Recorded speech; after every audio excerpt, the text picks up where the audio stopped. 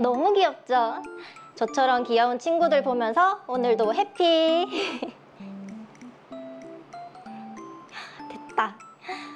오늘도 조회수 폭발적이네. 다음엔 뭘 찍지? 이수아, 오늘도 업로드 했네. 어디 보자. 뭐? 조회수가 5만? 아이씨. 아, 얘는 내랑 같은 고등학생인데 무슨 이게 폭발이고. 아이씨. 요거 좀 골려줄까?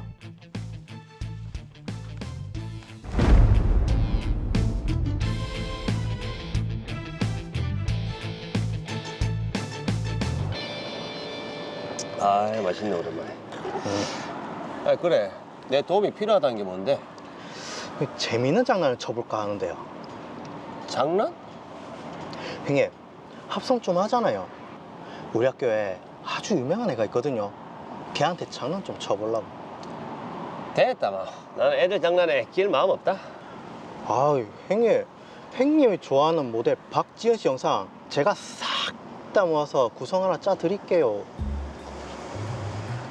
박지은? 네. 그래, 그럼 뭐 재미라 뭐 해보지 뭐. 아이고, 형님, 박지현은 유명한 모델인데 돈 한 벌어 봐야죠. 제가 기본 영상이랑 스토리는 짤게요. 형님은 합성 전담. 진짜처럼 딥페이크. 알죠? 이 무슨 고딩이 이렇게 돈 욕심이 많노? 에이, 형님 그래서 안 하실 겁니까? 아이 그래 한다 이 자식아. 대신에 니 제대로 해야 된다. 예스. 자, 지금 요 그대로 하면 되거든. 맞지. 그럼 이제 끝났지? 아, 끝났습니다. 드디어 끝났네. 아유 3주나 꼬박 걸렸다. 아유. 20편 만드는데 이 정도는 아주 껌이죠. 근데 이건 너무 똑같은 거 아이가? 이 실제랑 분간이 안 갈 정도로 고퀄리티로 해야 사람들한테 더 인기를 끌죠. 근데 니 이거 어디 올리려고? 에이, 요즘 텔레그램에 이런 거 엄청나게 올라와요. 제 친구들도 저기서 다운받고 올리고 다 해요. 그래? 그럼요. 요 돈이 좀 쏠쏠할 것 같은데. 이거 한 편당 2,000원 하죠. 우리 20편이니까 돈이 아주 어마어마할 거예요. 그러면 그 제목은 뭘로 할 건데? 리얼돌보다 더 리얼한 연예인 딥페이크. 이거 어때요? 딥페이크? 딥페이크라고 하면 이 사람들이 합성인가 할 텐데 설마 속기 하겠나? 그러면 그래 하자. 아, 그리고 우리 홍보 차원에서 영상 한두 개는 무료로 뿌릴게요. 그래 해라. 뭐 완전히 꾼이네 이거. 그래 하자. 그렇게 하시죠. 요거 한두 편 올려봐라. 올리고 요거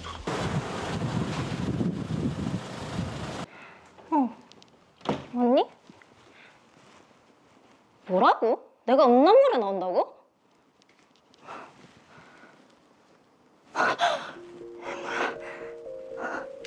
사람들에게 난 줄 알면 어떡하지? 아니야, 설마 학교에 다 퍼진 건가? 나 이제 어떡해? 학교 어떻게 가지? 아, 요즘 지연이 스케줄이 좀 뜸하네. 방송국에 매니저들 보고 한번 싹 돌라고 해야겠구만. 어? 이게 뭐야? 제보? 뭐지? 텔레그램에 지연이 음란물 딥페이크 영상이 돈다고?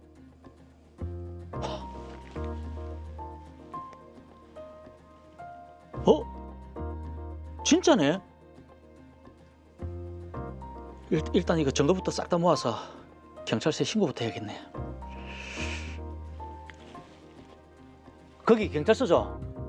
딥페이크 피해를 입었는데 이 수사를 의뢰를 좀 하려고 합니다.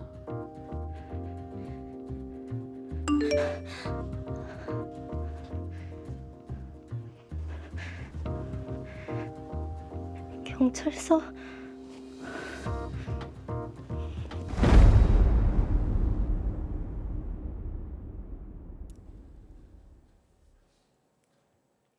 네, 요즘 이 딥페이크 범죄가 사회적으로 이슈가 되고 있는데, 네. 자, 임태량 변호사님, 지금 고등학생인 김민준과 동네 형인 이상철 씨가 공모를 해서 음란물을 제작하고 유포까지 한 상황인 거죠? 예, 맞습니다. 이 사건의 피해자 중 한 명은 16세의 미성년자이고 다른 한 명은 23세의 성인인데요. 김민준 군과 이상철 씨는 약 한 달간 텔레그램을 통해서 이 영상들을 판매했고 200만 원 가량의 수익을 올렸습니다. 자, 정말 이게 어이가 없습니다. 그러면 두 사람에게는 어떤 법이 적용됩니까? 네, 이 사건에서는 크게 세 가지 법률이 적용될 수 있습니다. 먼저 정보통신망 이용 촉진 및 정보 보호 등에 관한 법률, 줄여서 정보통신망법이라고 하는데요. 이 법이 적용될 수가 있고, 다른 하나는 성폭력 범죄의 처벌 등에 관한 특례법, 일명 성폭력 처벌법이 적용될 수 있습니다. 네. 마지막으로는 아동 청소년의 성보호에 관한 법률, 일명 아청법이 적용될 것으로 보입니다.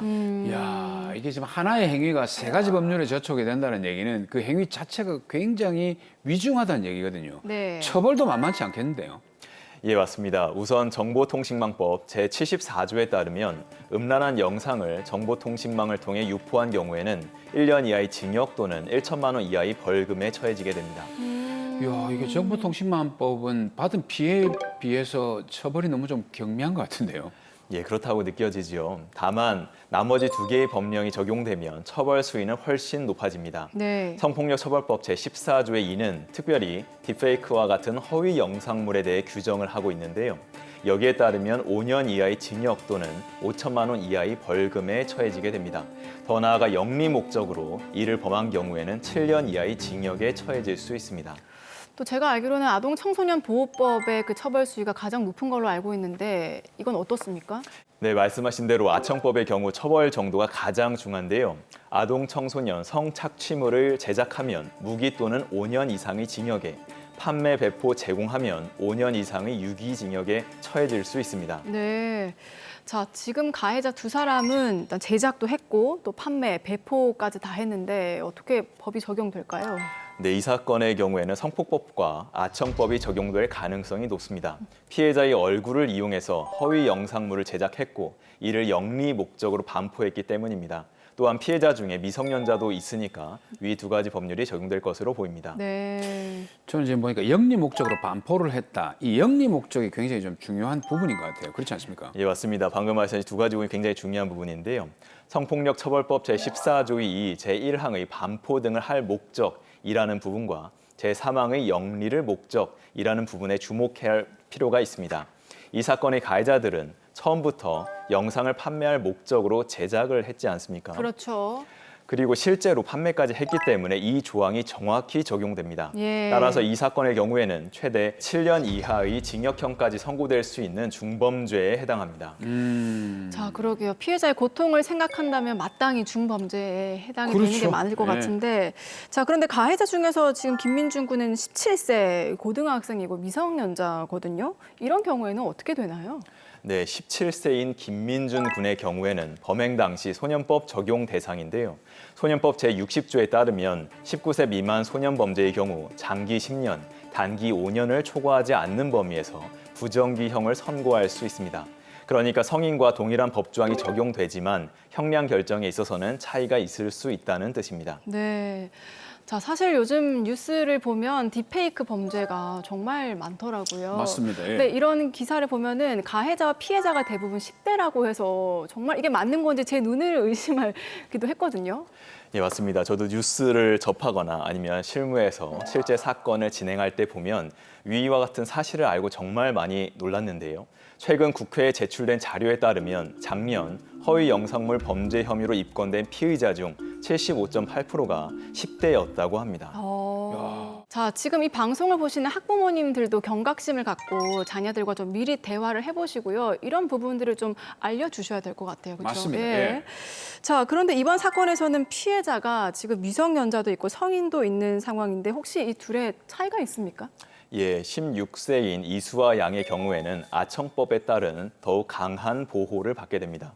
이 법률은 19세 미만의 아동 청소년을 대상으로 한 성범죄에 대해 가중 처벌을 하고 있습니다. 근데 지금 그 뉴스를 보면 얘기되고 있는 것 중에 한 가지가 이런 딥페이크 영상은 보기만 해도 처벌을 받는다. 이런 얘기를 하는데 이거 사실인가요? 예, 그와 같은 말들이 많이 있는데요. 다만 현행법상 딥페이크 영상을 단순히 시청한 것만으로는 처벌하기 어렵습니다.